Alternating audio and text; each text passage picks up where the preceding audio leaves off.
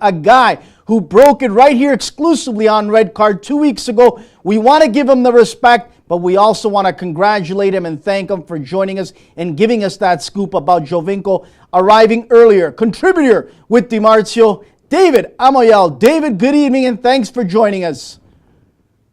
Thank you so much, Anthony, for having me on. It was really a pleasure. It's always a pleasure to talk to you, and I'm glad we were able to get that story on your show.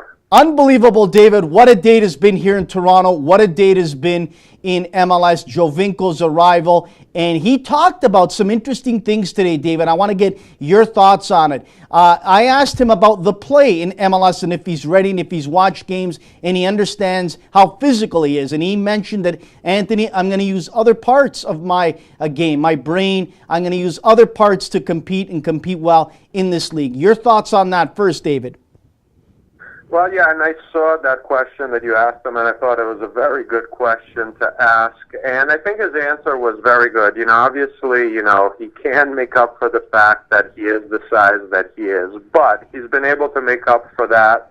In parts of his career, he's done fine. When he was playing for Parma before he was at Juve, he was playing against a lot of teams that were in the fight for relegation and whatnot, and so he had to play a more physical style than, say, in the Champions League when he's at Juve. So I think, he can make up for that, and I thought his answer was very good. I mean, he does have, the football intelligence, and I think, compared to a lot of the players he's going to face in the MLS, he's used to European competitions, he's played against better players. So I think he can compensate a little bit for that, but I think you raised a very legitimate point. It's clearly not going to be his strength, his physical ability, but I have confidence that he'll be able to make up for it in other ways. David, there still is some friction between Juve and Sebastian Giovinco. Not a lot, but there is a little bit. And you can sense that today in many different ways of different questions that were asked. The playing time at Juve, you can sense he wasn't happy about that. But then he was also asked, David, I'd like to get your thoughts on this, about him making his departure and coming here to Toronto and MLS, and his teammates, all of them, a lot of them, he was saying, would want to come with him. Take me with you, Giovinco, I want to come. That to me says a lot, David. It certainly does. And look, I think a lot of the guys on Juve who don't play so much, maybe the Padoin types, bench players like that would love to get a huge raise and come and play in the MLS. So that doesn't surprise me. And I think, Joevinco has had an up and down relationship with Juve. I mean, he came up with their youth system, was hyped as maybe the potential new Del Piero, and he could wear the number 10 jersey for a while.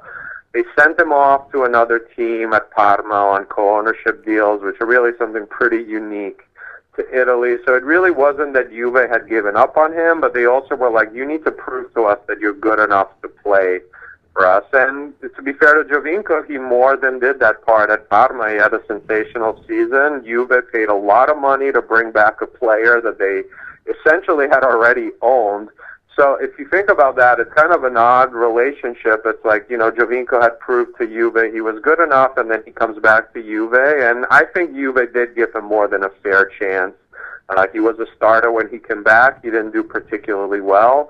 And after, he was on the bench, he had offers to go play on loan to other teams, and he turned them down. He was on the contract. It was his right to stay at Juve. So it doesn't surprise me that today, during the press conference, it came out that, he has a little bit of an ambiguous relationship with Juve. And I think, too, when you look at his contract status and how Toronto got him, both Juve's director, right before the deal was announced, was asked about Toronto, and he said, I know nothing about it. And I think he was being honest because Giovinco's agent, since he had an expiring contract, could negotiate just with Toronto. And the flip side to that is Toronto's sporting director, when I think last week he was asked, is Giovinco coming sooner? He said, well, we haven't talked to Juve. And the reality is they didn't have to. Giovinco's agent did all the work. So it's kind of a unique situation. Once you have that expiring contract, a player can negotiate with any team. So I could see how it was a little awkward. But I think in the end, everyone wins. Giovinco gets here early. Juve doesn't have to pay his wages for a player they knew would kind of checked out mentally. They replaced him with Matre. So I think at the end of the day, everyone wins, and I think that's what matters. David, a couple other quick questions, and then we'll let you go. We really appreciate it. We know it's a Friday night, and I'm sure you want to go out and have some dinner and enjoy your weekend. But here's the other one I want to throw your way. It was brought to Giovinco's attention about the national team coach, Antonio Conte, and if he believes that he might be forgotten being over here in North America, in Toronto. And he spoke to Conte, and he says, no, go over there, work hard, and be ready. And he also mentioned about the position he likes to play here, which is a striker. He likes to put the ball in the net. Talk about those two things, David.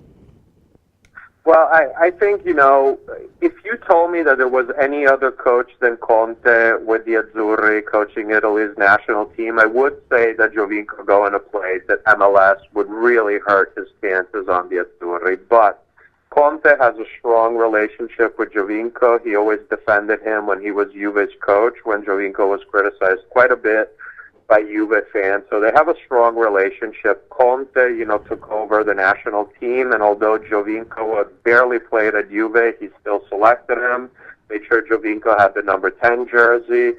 So it makes sense to me that Conte would, back him up, and I think it really won't hurt his chances. I mean, the way I see it, he's playing at MLS compared to barely playing at Juve. I think, if anything, that's better for his chances on Italy.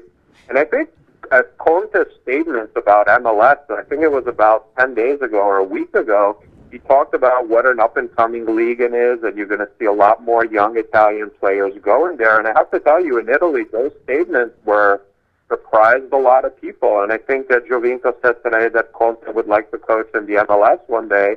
So I think that, it won't be anytime soon, but if you told me in 10 years, 10 years, it's absolutely possible.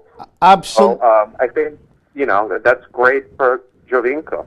Absolutely, David. Last question, David, then we'll let you go. You mentioned other players coming here. I had an opportunity to speak with Andrea D'Amico today.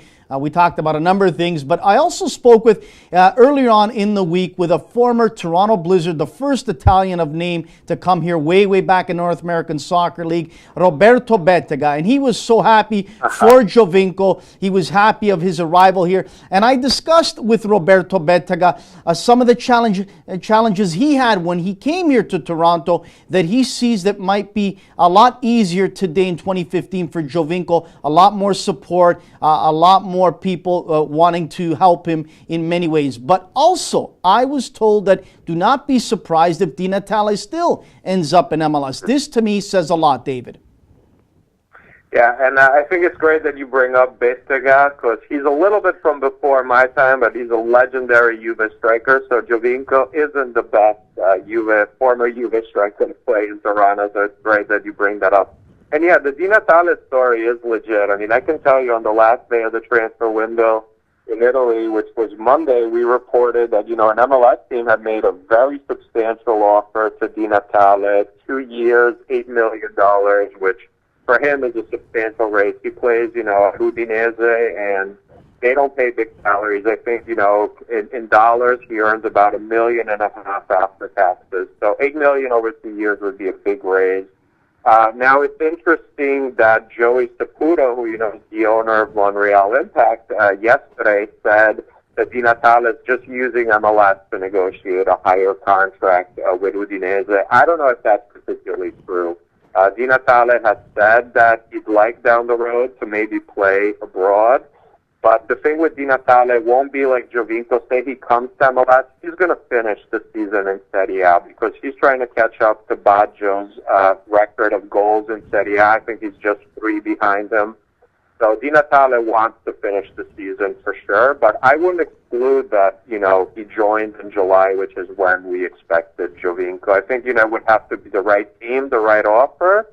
But that wouldn't surprise me in the least. I'm going to respectfully disagree with Mr. Joey Saputo that Dinatale is just using that as a negotiation ploy. I'd love to see him here in the U.S., so bring it on, Absolutely. And I was also told, don't be surprised if we see Morgan DeSantis possibly making his way to MLS. To me, that wouldn't be one bit of a surprise. David, thank you so much once again. Have a wonderful weekend. Thank you so much a couple weeks ago on breaking the story live on our show about Giovinco arriving earlier. You were the man. Respect to you and to all the people working at DiMarzio. Great people there. Continue success. As we let you go, where can people follow you on Twitter and how can they read all your wonderful stuff?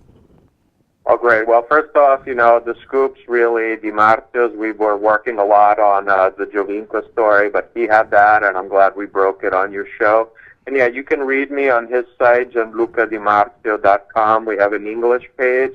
You can follow me on Twitter at David Amoyal, and now I also write for ESPN, so you can see some of my columns there. So big thank you to you, a big thank you to all my readers, followers in Toronto, really great fans, and I'm very excited that Giovinco's there, and I look forward to coming to a game up there during the season so we can all meet up, okay? David, congratulations again moving over to ESPN as well. You've got a lot of fans, a lot of support up here in Toronto. A lot of people love following you on Twitter and reading your stuff. Again, thanks and have a great weekend, David.